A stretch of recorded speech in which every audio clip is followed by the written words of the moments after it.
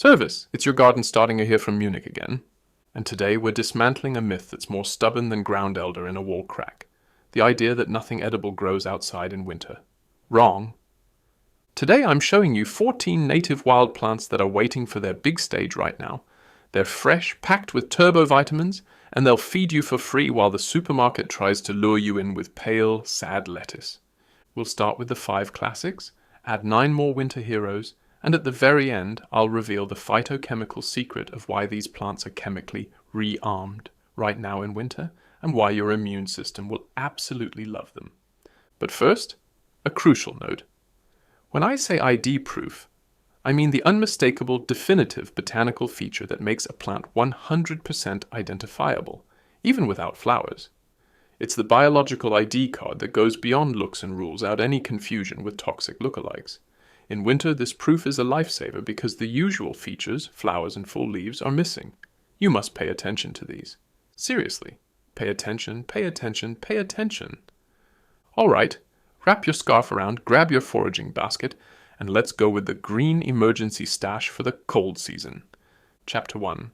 The mild and indestructible. The all-rounders. We start with 3 gentle giants using winter as their personal launchpad.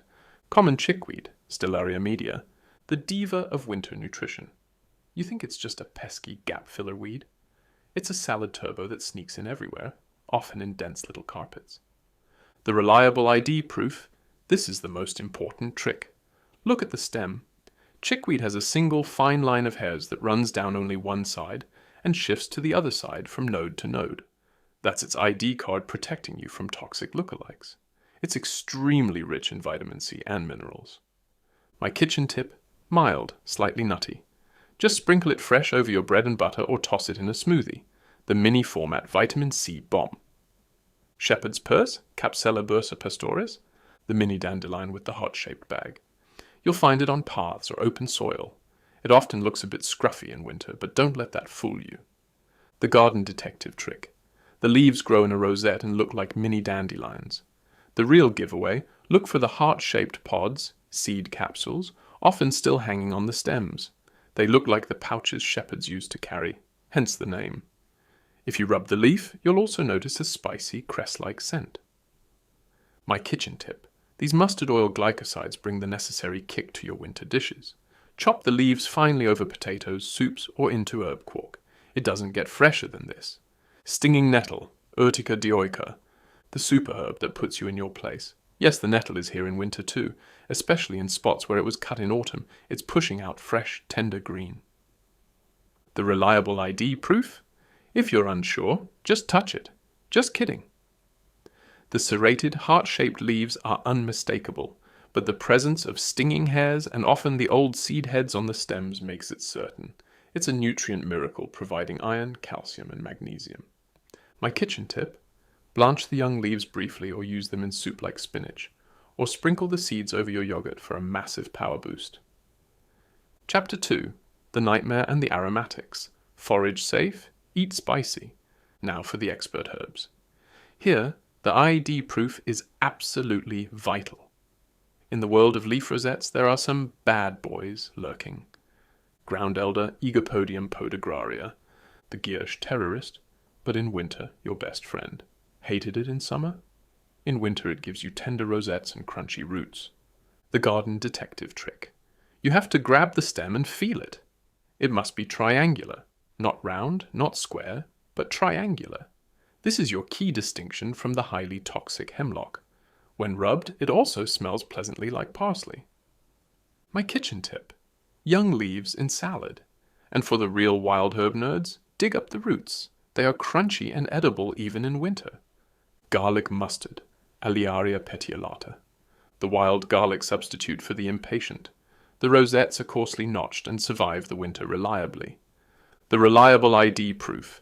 Scent test is mandatory. Rub a leaf between your fingers. If an intense garlic or leek-like smell unfolds, it's your garlic mustard. No confusion with poisonous lords and ladies or wild garlic lookalikes.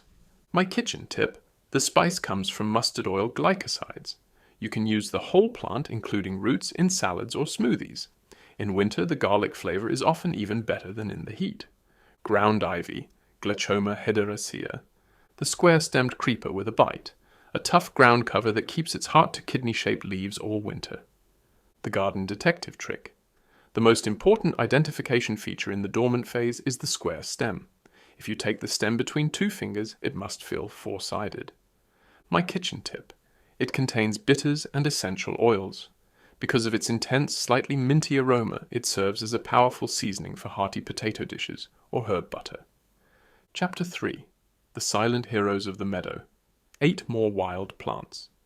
Here are 8 more plants waiting in the meadow just to give you vitamins. Common dandelion, Taraxacum officinale. The bodybuilder with milky sap. If you tear a leaf, white sticky milky sap must come out. That's your proof. The roots are the secret stars now, packed with bitters for your liver and gallbladder. Miner's lettuce, Teinmoich winter purslane, Claytonia perfoliata. The salad head for the frost. It starts growing at just 5 degrees Celsius. Look for fleshy, round leaves in a rosette. Perfect mild base for any salad. Ribwort Plantain, Plantago lanceolata. The tough cough herb. Check the underside of the leaf for 5 to 7 parallel longitudinal ribs that make the leaf very strong. Red Dead-Nettle, Lamium purpureum. The nettle without the sting. The young tips are often a striking purple-red. It tastes mild and is great steamed. Cassia, Hypercharis radicata. The dandelion double. Unlike dandelions, Cassia has bristles on the leaf surface, and the underside is greyish-blue. Yarrow, Achillea millefolium. The fern-like spice. The rosette is unmistakably finely feathery. Rub it for an intense aromatic scent. Use sparingly. Hedge Bedstraw, Galium molugo. Young shoots grow in characteristic levels, around a square stem. Finely chopped, it's a great salad refiner. Daisy, Bellis perennis, the eternal optimist. Flat rosettes with spatula-shaped leaves, the leaves are mild, and the flowers are the best free decoration for any winter dish. Chapter 4. The Vitamin C Champion and the Winter Secret.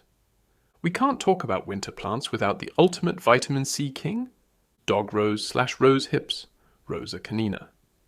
The red emergency button. These bright red fruits glow on bare bushes deep into winter. The reliable ID proof. The bright red color and the persistent black sepals at the tip of the fruit are the sure sign.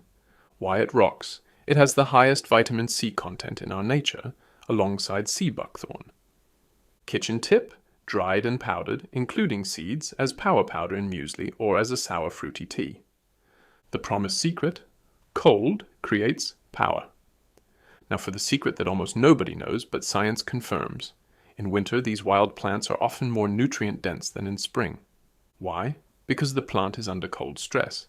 To survive frost and free radicals, it fires up its own internal pharmacy. It produces significantly more secondary plant metabolites, bitters and antioxidants to protect its cells. More bitters, protection against frost and being eaten, and for you, great for the liver. More vitamin C, a cellular shield against oxidative stress, more flavonoids, for the red color and vascular protection. You are literally harvesting the plant's own anti-freeze protection. It's not just free, it's phytochemically optimized. And because less is growing, it's actually easier to spot the individual rosettes. Important before you head out, only collect what you know 100%. Don't confuse ground elder with poisonous hemlock. Only collect when it's not freezing. Harvesting frozen leaves makes them mushy when they thaw. Wait for a mild day, leave enough for the animals. Write to me in the comments. Which of these 14 winter heroes will you look for first? And which myth should I dismantle next?